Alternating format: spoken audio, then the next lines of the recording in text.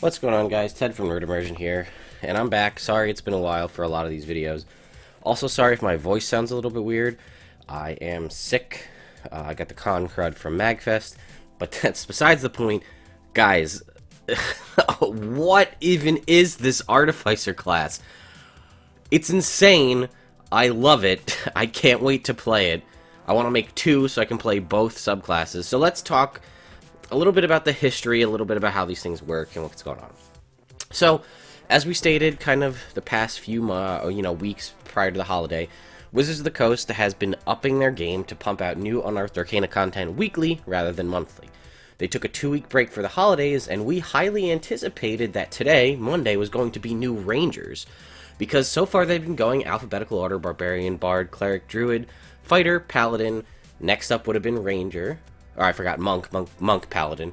But they blew us away with going in with the Artificer, which way back 2 years ago, one of the first Unearthed Arcanas they ever made, was an Eberron update to introduce a couple of new races and a wizard tradition for the Artificer. It was cool. It had a lot of the Artificer's item creation stuff, but it really lacked that steampunk feel that Eberron so greatly personifies. And while I feel like this might be a little on the OP side, maybe not, I'll leave that up to you guys to decide. I love this class. I think it's great. I think it'll be a lot of fun to play. Again, if you're unfamiliar with Eberron, this was a campaign setting. I believe it debuted in 3.5, set in a different part of the world than Faerun or Greyhawk or any of those other areas. And this one had a lot of the steampunk style stuff. Gears and futuristic inventions, the, guns and explosives and alchemy. Warforged, if you're familiar with the Warforged race, was introduced there because, again, it's a mechanical creature. So, without further ado, let's jump into this. I'm so excited. So, again, as always, playtest material. None of this is AL official. And you can see there's some really cool kind of text behind it. So what can an Artificer do? Well, Cunning Inventor, this is just all the background stuff. I'm sorry. They're an intelligence class, which is nice because we have been lacking, aside from a couple of third casters or the wizard, an intelligence class. However, unfortunately, this is also a third caster. D8 modifier, or D8 hit die, light and medium armor, simple weapons, thieves tools, and 2 other tools of your choice that will become important in just a bit. Constitution and intelligence, that's an interesting combination we haven't seen for saving throws, and 3 skills from Arcana, Deception, History, Investigation, Medicine, Nature, Religion, or Sleight of Hand.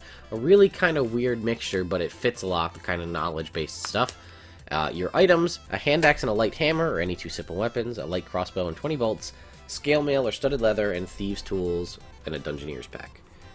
So, there you go. At first level, you choose either Artificer or Gunsmith. So first of all, we've got guns right out the gate. At level 1, and then it's 3, 9, 14, and 17. You get the updates. And then you get magic item analysis at level 1. So, the Artificer spells detect magic and identify, and you can cast them as rituals. You don't need to provide a material component when casting Identify with this class feature.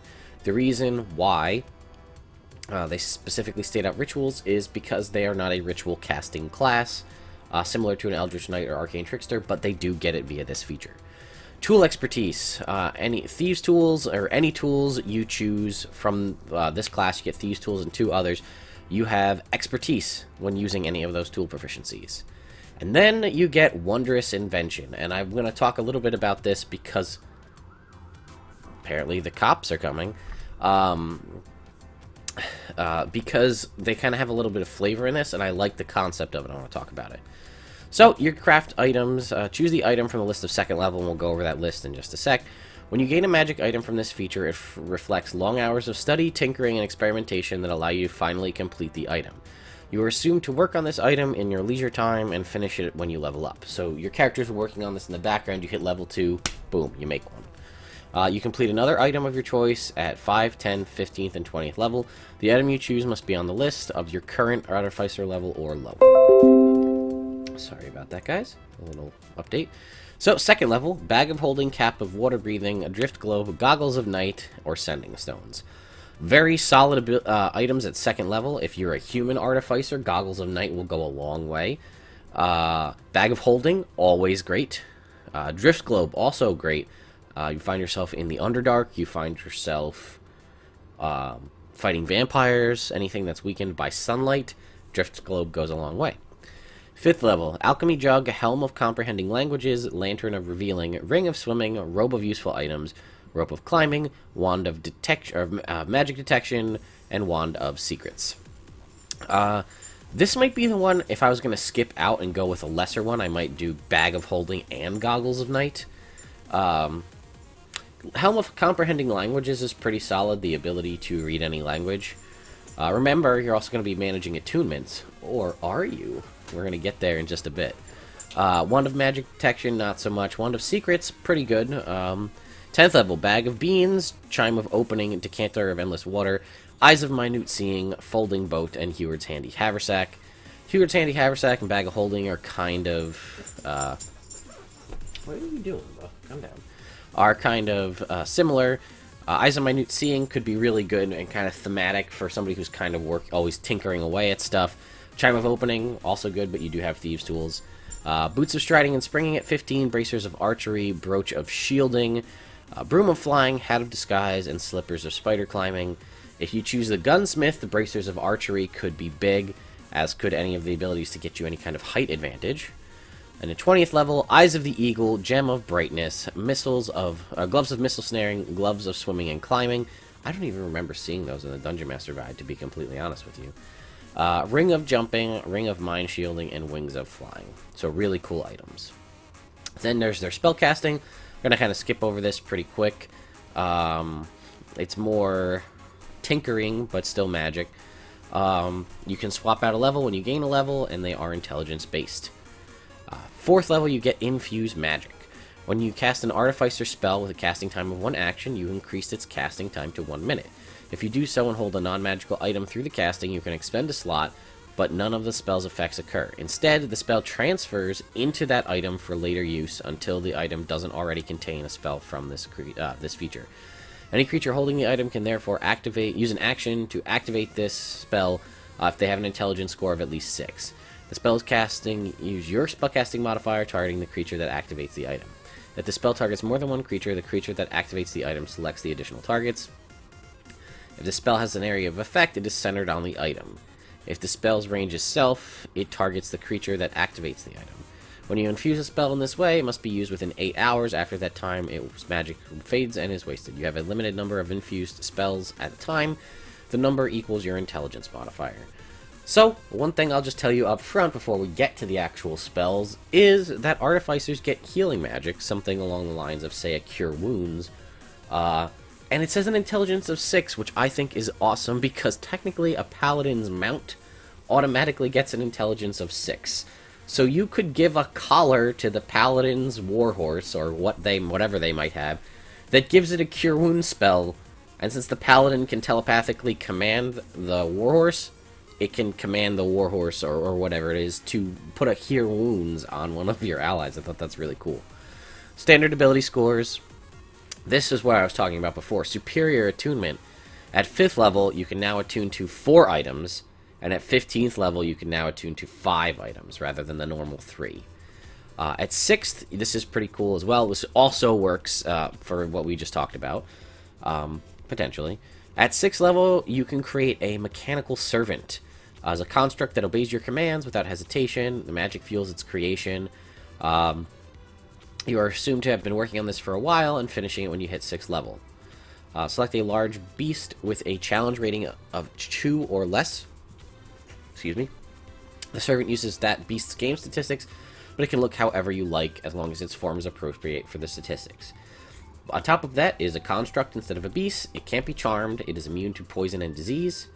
To poison damage and a poison condition. It has dark vision of 60 feet. It can understand the languages you can speak, but it can't speak. And if you are the target of a melee attack and the servant is within 5 feet of the attacker, you can use your reaction to command the servant to respond, using its reaction to make a melee attack against the attacker. It rolls its own initiative, and it acts on its own in combat. It obeys your orders, though.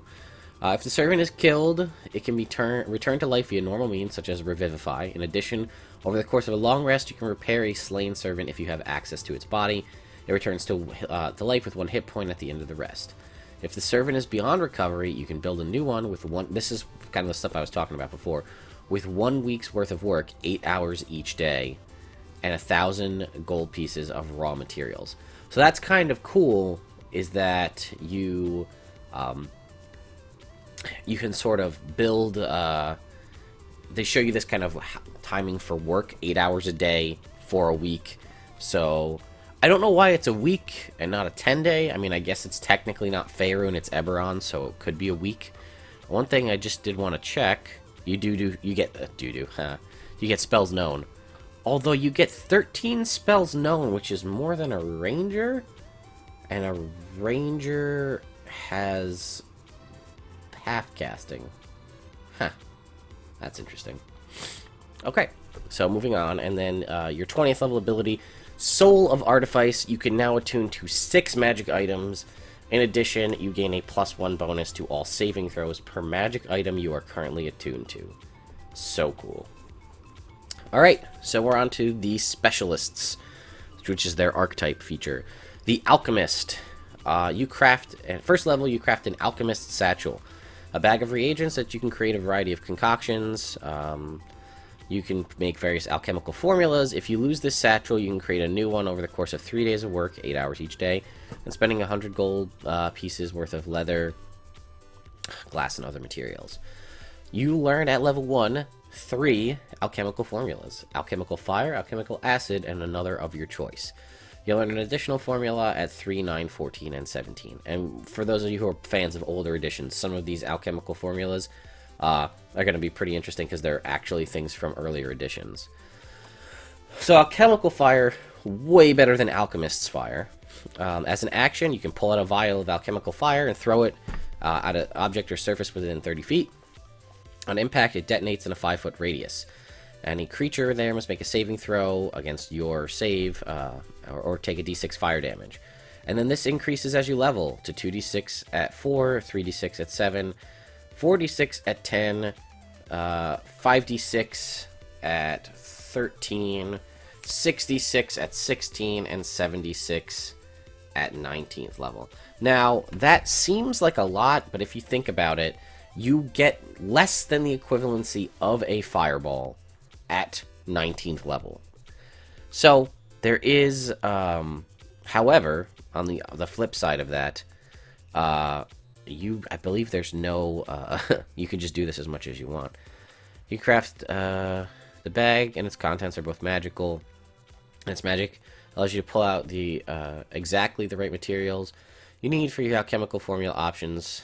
If you lose the satchel, after you use one of these options, the bag reclaims the materials. So you can just keep using this, though. So that's the other point, is this doesn't seem to have a limit, if I'm understanding this correctly. To use any of the options, your alchemical satchel must be within reach. It's an intelligence-based mod, so you could theoretically do this every turn, and it is unlimited. However, like I said, at 19th level, it's less potent than a fireball.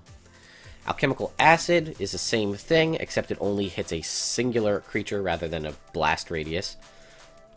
Still a dex save, but if it is against an object, the damage is maximized, you do not roll. And this starts at a d6, at 3rd level 2d6, 5th 3, 7th 4, 9th 5, 11th 6, 13th 7, 15th 8, 17th 9th, and at 20th level it does 10d6 damage. Again, that's 10d6 damage against a singular creature versus 76 against a 5-foot radius. And then you get one additional one, so what are your options? Healing Drop. As an action, you can reach into your alchemical satchel and pull out a vial of healing liquid. A creature can drink it as an action to regain a d8 hit points. Once a creature regains hit points from this alchemical formula, that creature can't do so until it finishes a long rest, so there is balance there. If not used, the vial and its contents disappear after an hour. While the vial exists, you can't use this formula again. This increases all the way up to 10d8 healing, not adding anything, just 10d8 healing at 19th level. Smoke Stick, something from previous editions. You can hold onto the stick or throw it to 30 feet as part of the action. The area of 10-foot radius is filled with thick black smoke that blocks vision, including dark vision. The stick and the smoke persist for a minute and then disappear. After using this formula, you can't do so again for 1 minute. Swift Step Draught. As an action, a creature can drink it. Doing so increases the creature's movement speed by 20 feet for a minute, and the vial disappears. If not used, the vial and its contents disappear after a minute, and then see, these ones have the limit. After using this formula, you can't do so again for 1 minute. Tanglefoot Bag, another one from previous editions. You can throw this sticky black tar ball, essentially, on the ground within 30 feet of you. The bag bursts on impact and covers the ground in a 5-foot radius with sticky goo.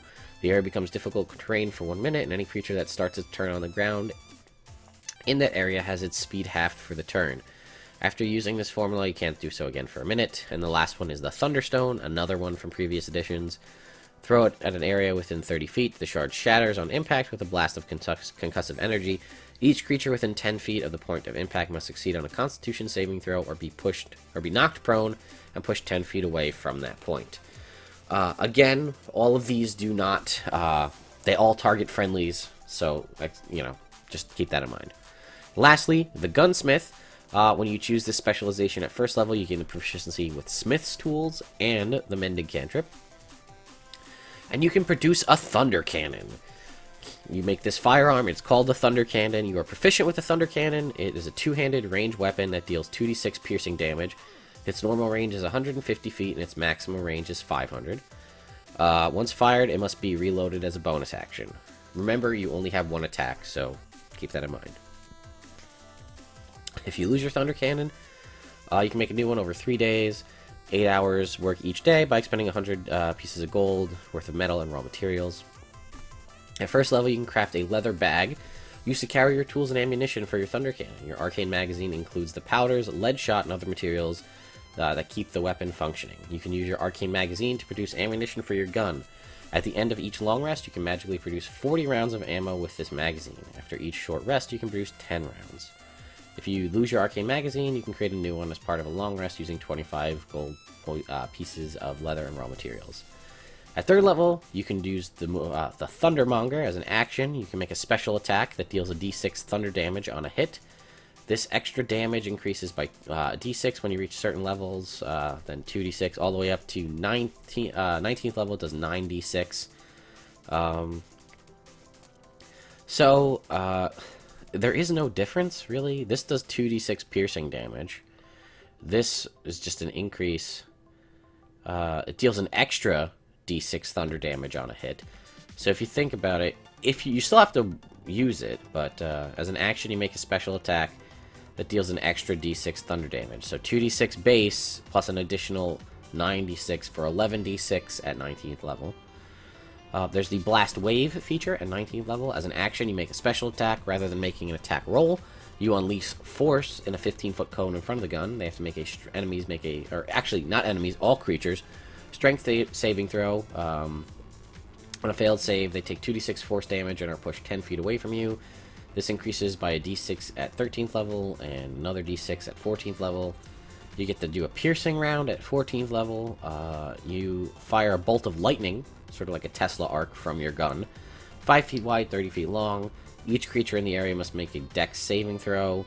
On a failed save, a target takes 46 lightning damage. This increases to 66 when you reach 19th level. And lastly, there is the explosive round. As an action, you can make a special attack with it. Rather than making an attack roll, you launch an explosive round from the gun. The round detonates in a 30-foot radius sphere at a point within range. Each creature in that area must make a dex save. On a failed save, they take 4d8 fire damage. I like the concept of the Gunsmith. I think it's pretty cool. The Thunder Cannon and all the extra damage you can do and the different options, but I do still feel like the Alchemist gets better. It's just more versatile and can do more consistent damage.